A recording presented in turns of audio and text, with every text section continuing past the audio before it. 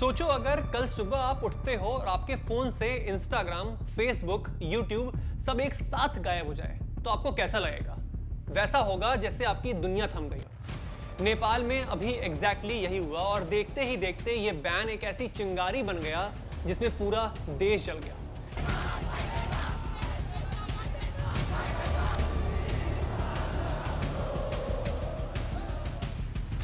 जब 4 सितंबर 2025 को ओली गवर्नमेंट एक दिन में 26 सोशल मीडिया एप्स बैन कर दिए, जिसमें Facebook, WhatsApp, Instagram, Twitter, LinkedIn, Reddit, Snapchat सब पर ताला लग गया, तो नेपाल में सरकार के खिलाफ घमासान युद्ध छिड़ गया। नेपाल की सड़कों पर खून की धार बहने लगी, गोलियों की गूंज सुनाई दी और ओली सरकार की कुर्सी तक हिला दी गई। सरकार में बैठे लोगों के महल जला दिए गए। अभी भी हालत कंट्रोल में नहीं है, पर यह बवाल हुआ क्यों? क्या ये सिर्फ सोशल मीडिया बैन की वजह से पूरा देश सड़कों पर आ गया? क्या ये बैन सिर्फ एक एक्सक्यूज था जिसमें सरकार अपनी नाकामियों को छुपाना चाहती थी? क्या ओली गवर्नमेंट को पता था कि देश बेरोजगारी, करप्शन और गिरती इकोनॉमी से उबल रहा है, इसलिए आवाज को दबाने के लिए उन्होंने सोशल मीडिया को टारगेट बनाया? या फिर इसके पीछे कोई गहरा राज छुपा है? यहाँ एक बड़ा सवाल यह भी है कि क्या लोगों का वायलेंट प्रोटेस्ट जस्टिफाइड था? पार्लियामेंट पर हमला करना, पुलिस से टकरा जाना और सड़कों पर आग लगाना, क्या यह सही तरीका था या फिर ये डेस्परेशन का नतीजा था? जब सिस्टम इतना इनसेंसिटिव हो जाता है कि आवाज को सुनने के बजाय गोली से जवाब देता है, तो क्या लोगों के पास और कोई ऑप्शन बचा भी था? आज की वीडियो में हम यही सब जानने की कोशिश करेंगे, तो आइए शुरू से शुरू करते हैं। सबसे पहले इस पूरी समस्या की टाइमलाइन पर नजर डालते हैं। सब कुछ शुरू हुआ 25 अगस्त 2025 को। नेपाल सरकार ने एक अनाउंसमेंट किया कि देश के अंदर चलने वाले हर सोशल मीडिया ऐप को एक हफ्ते के अंदर रजिस्टर करना होगा। हर कंपनी को नेपाल में अपना रिप्रेजेंटेटिव रखना होगा और अगर मिस इन्फॉर्मेशन या फेक न्यूज का इशू हो तो गवर्नमेंट के साथ कोऑपरेट करना होगा। पेपर पे देखा जाए तो डिमांड बुरा नहीं था। आखिर इंडिया जैसे देश में भी ट्विटर और मेटा अपने ऑफिसेज खोल चुके हैं। अकाउंटेबिलिटी होना भी जरूरी है, लेकिन प्रॉब्लम थी टाइमिंग की। सिर्फ 7 दिन के अंदर कंप्लायंस इम्पॉसिबल था और जब 4 सितंबर को ओली गवर्नमेंट ने एक झटके में 26 ऐप्स पर ताला लगा दिया, तो लोग समझ गए कि ये सिर्फ कंप्लायंस इशू नहीं, सेंसरशिप है। सबसे बड़ी बात यह थी कि जब अमेरिकन ऐप्स पर बैन लगा तब भी टिकटॉक ओपन रहा।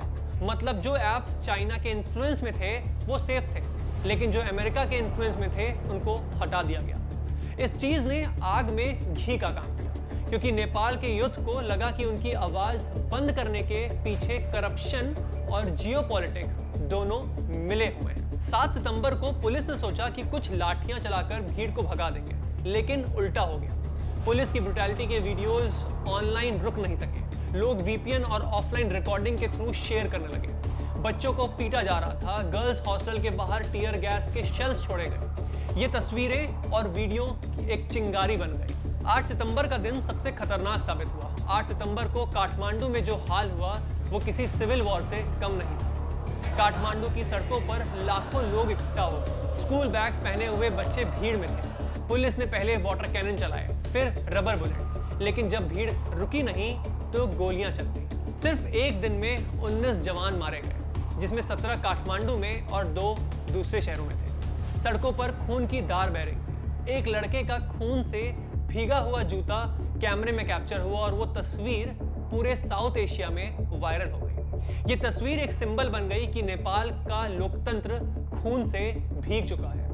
तो उसी रात हुआ ये कि काठमांडू की सड़कों पर पार्लियामेंट हाउस के बाहर भीड़ और भी एग्रेसिव हो गई। बैरिकेड्स तोड़ दिए गए, कुछ जगह आग लगा दी गई। एक आदमी फौज के सामने आकर चिल्लाया, मार लो अगर हिम्मत है, मैं चुप नहीं रहूंगा। ये आवाज एक ऐसे रेवोल्यूशन की पहचान थी जिसमें लोग अपनी जान से खेल रहे थे। 9 सितंबर को मूवमेंट पूरे देश में फैल गया। पोखरा, बुतवाल, भरतपुर, इटाहारी, दमक, हर जगह कर्फ्यू के बावजूद लोग सड़कों पर उतर गए। आर्म्ड व्हीकल्स के सामने जवान लेट गए। वुमेन और एल्डरली लोग भी प्रोटेस्ट में शामिल हो गए। ओली सरकार ने इंटरनेट बंद किया, मीडिया पर प्रेशर डाला, लेकिन क्राउड रुकने को तैयार नहीं था। पुलिस के पास गोलियां खत्म हो रही थी और भीड़ के पास जज्बा बढ़ता जा रहा था। 10 सितंबर तक मिनिस्टर्स ने एक एक करके रिजाइन देना शुरू कर दिया। कुछ तो मुल्क छोड़कर भाग गए। ओली खुद घिरे हुए थे। प्रेशर इतना ज्यादा था कि गवर्नमेंट कोलैप्स कर गई। सोशल मीडिया बैन हटा दिया गया, लेकिन तब तक देश खून और आंसुओं से भीग चुका था। लेकिन इन सब की नौबत आई क्यों? पहली बात तो यह है कि नेपाल में सोशल मीडिया सिर्फ एंटरटेनमेंट का जरिया नहीं है। वहां के यूथ के लिए फेसबुक, यूट्यूब, इंस्टाग्राम और ट्विटर आवाज का मंच है। उनके लिए वही जगह थी जहां वो करप्शन के खिलाफ बोल सकते थे, नेताओं से सवाल कर सकते थे और अपने फ्यूचर के लिए एक यूनाइटेड आवाज बना सकते थे। जब ओली सरकार ने 26 बड़े सोशल मीडिया पर ताला लगाया तो लोगों को लगा कि उनका गला दबाया जा रहा है। इसलिए यह प्रोटेस्ट किसी ऐप के बैन होने का गुस्सा नहीं था, यह आजादी के खिलाफ वॉर का जवाब था। लेकिन जब हम थोड़ा डीप एक्सप्लोर करते हैं तो पता चलता है कि यह बैन सिर्फ एक चिंगारी थी। इस आग की असली वजह कुछ और ही थी। नेपाल में बेरोजगारी अपने पीक पर है। रोज 2000 लोग मुल्क छोड़कर गल्फ और इंडिया जा रहे हैं सिर्फ 2 वक्त की रोटी कमाने के लिए। महंगाई आसमान छू रही है। करप्शन का हाल ऐसा है कि मिनिस्टर्स के बच्चे फॉरेन रिजॉर्ट्स में लग्जरी लाइफस्टाइल एंजॉय कर रहे हैं, जबकि देश के गांव में बच्चे अनपढ़ और भूखे सो रहे हैं। और जब उनके वीडियोस सोशल मीडिया पर वायरल होते हैं तो लोगों के गुस्से को एक नई भाषा मिलती है। अब सोचो, उसी सोशल मीडिया को अगर एक दिन सरकार बंद कर दे तो जनता को कैसा लगेगा? ये प्रोटेस्ट असल में उन सालों का गुस्सा था जो करप्शन और नाइंसाफी से भरा था। ऊपर से पीएम ओली ने खुद कहा था कि अगर कुछ लोगों का बिजनेस सोशल मीडिया पे चल रहा था तो मुझे फर्क नहीं पड़ता। 2-4 लोग बेरोजगार हो जाएंगे तो क्या? ये लाइन ही जनता के लिए और इंसल्ट बन गई, क्योंकि ये सिर्फ 2-4 लोग नहीं थे, ये लाखों छोटे व्यापारी, फ्रीलांसर्स और स्टूडेंट्स थे जिनका करियर सोशल मीडिया पे डिपेंड करता था। अब तीसरा एंगल समझिए। कई रिपोर्ट्स कह रही थी कि ओली गवर्नमेंट टिकटॉक के इन्फ्लुएंस में थी। कहीं ना कहीं चाइना का प्रेशर में आकर उन्होंने दूसरे प्लेटफॉर्म को बैन कर दिया था ताकि टिकटॉक नेपाल का डोमिनेंट ऐप बन जाए।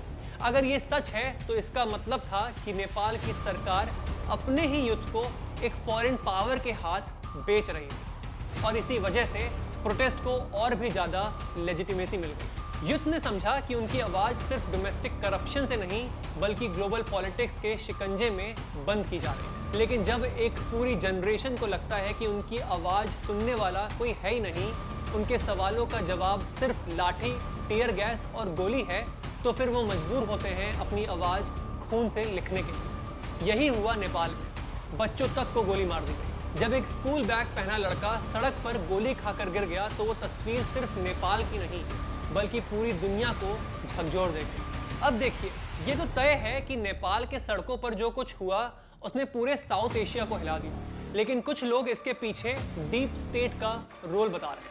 पहले तो समझ लेते हैं कि ये डीप स्टेट है क्या।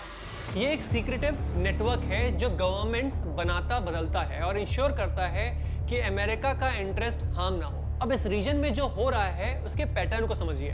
पिछले कुछ सालों में एशिया के अलग अलग देशों में एक ही फॉर्मूला रिपीट हो रहा है। बांग्लादेश में स्टूडेंट्स का प्रोटेस्ट हुआ, वायलेंट बना और शेख हसीना की सरकार गिर गई। उसी तरह श्रीलंका की इकोनॉमिक क्राइसिस के दौरान वहां भी सेम सीन हुआ। लोग राष्ट्रपति भवन के अंदर घुस गए और राजपक्षा जो चाइना के क्लोज थे उनको देश छोड़कर भागना पड़ा। अब नेपाल में भी वही सीन, एक छोटा ट्रिगर, एक बड़ा ब्लास्ट और फिर एक ही रात में ओली की सरकार गिरा दी गई। क्या ये सब कोइंसिडेंस है या सच में इसके पीछे डीप स्टेट का हाथ है? देखिए, इस सवाल का जवाब मैं आप पर छोड़ता हूँ, या आप मुझे कमेंट्स में बताइए। लेकिन अब बड़ा मुद्दा ये है कि इंडिया को इस पैटर्न से क्या सीखना चाहिए, क्योंकि अगर आप देखो तो नेपाल और बांग्लादेश के प्रोटेस्ट के बाद सोशल मीडिया पर एक ही लाइन वायरल हुई, if Nepal youth can rise why not India. ये डेंजरस है क्योंकि यूथ का फ्रस्ट्रेशन इंडिया में भी है बेरोजगारी, करप्शन, नेपोटिज्म, इनइक्वालिटी को लेके। अगर इनको टैकल नहीं किया गया तो कोई भी छोटी सी चिंगारी एक दिन बड़े ब्लास्ट में बदल सकती है। पहली सीख भारत के लिए यह है कि पब्लिक सेंटिमेंट को अंडर एस्टिमेट मत करो। ओली सरकार की सबसे बड़ी गलती ये थी एरोगेंस। उन्होंने बोला था 2-4 लोग बेरोजगार हो जाएंगे तो क्या। ये लाइन नेपाल के लिए टर्निंग पॉइंट बन गई। इंडिया की लीडरशिप को याद रखना होगा कि एक छोटी सी इनसेंसिटिव स्टेटमेंट भी लाखों लोगों के गुस्से को एम्पलीफाई कर सकती है। सोशल मीडिया के जमाने में आवाज दबाने का मतलब है रिवोल्ट को इनवाइट करना। दूसरी सीख है जियोपॉलिटिकल बैलेंसिंग। नेपाल और बांग्लादेश का कॉमन फैक्टर था चाइना के साथ क्लोजनेस। डीप स्टेट हर उस गवर्नमेंट को टारगेट करता है जो बीजिंग के कैंप में जाता है। इंडिया की पोजीशनिंग यूनिक है। हम एक तरफ स्ट्रेटेजिक ऑटोनॉमी रखते हैं, लेकिन अगर कल को कोई भी पॉलिसी वॉशिंगटन के खिलाफ गई तो हमें भी टारगेट किया जा सकता है, और इसके लिए सबसे इजी वेपन होगा यूथ प्रोटेस्ट। तीसरी सीख, एनार्की से किसी को फायदा नहीं होता, सिर्फ डीप स्टेट को होता है। हिस्ट्री उठाकर देखो, चिले में एलांडे की सरकार गिरा दी गई, उसके बाद क्या हुआ? क्या आम लोग खुश हो गए? नहीं। पिनोशे ने डिक्टेटरशिप थोप दी, प्रेस को सेंसर कर दिया और हजारों लोग गायब हो गए। श्रीलंका में राजापक्षा के गिरने के बाद क्या इकोनॉमी सडनली इंप्रूव हो गई? बिल्कुल नहीं, अब भी क्राइसिस है। बांग्लादेश में शेख हसीना के गिरने के बाद क्या बेरोजगारी खत्म हो गई? क्या पर कैपिटा इनकम $40,000 हो गई? बिल्कुल नहीं। एक्चुअली इंस्टेबिलिटी और बढ़ गई। मतलब एक गवर्नमेंट गिराकर दूसरी लाना प्रॉब्लम सॉल्व नहीं करता, बल्कि नए प्रॉब्लम क्रिएट करता है। लेकिन इस प्रोसेस में फायदा होता है डीप स्टेट को, जो अपने पपेट को कुर्सी पर बैठाता है। इसलिए इंडिया के लिए जरूरी है कि अपने इंटरनल इश्यूज, बेरोजगारी, करप्शन, इनइक्वालिटी को एड्रेस करे, और साथ ही यूथ को समझाए कि असली चेंज सिर्फ कंस्ट्रक्टिव काम से आता है, ना कि सड़कों पर आग लगाने से। वरना जो सीन नेपाल ने बना वो कल को दिल्ली या मुंबई में भी रिपीट हो सकता है। सीधी बात यह है कि अगर किसी देश का यूथ ठान ले तो वो बड़ी से बड़ी सरकार और बड़े से बड़े पॉलिटिशियंस को घुटनों पर ला सकता है। लेकिन इस पावर का फायदा तभी है जब इसे अच्छे काम के लिए यूज किया जाए। अगर इस वीडियो से 1% लोग या पॉलिटिशियन को समझ आता है कि हमें किस तरफ ध्यान देना चाहिए, तो मैं उसको अपनी जीत मानूंगा। और अगर आपको ये वीडियो अच्छा लगा तो प्लीज़ इसको लाइक करें, शेयर करें और इस चैनल को ज़रूर सब्सक्राइब करें। जय हिंद।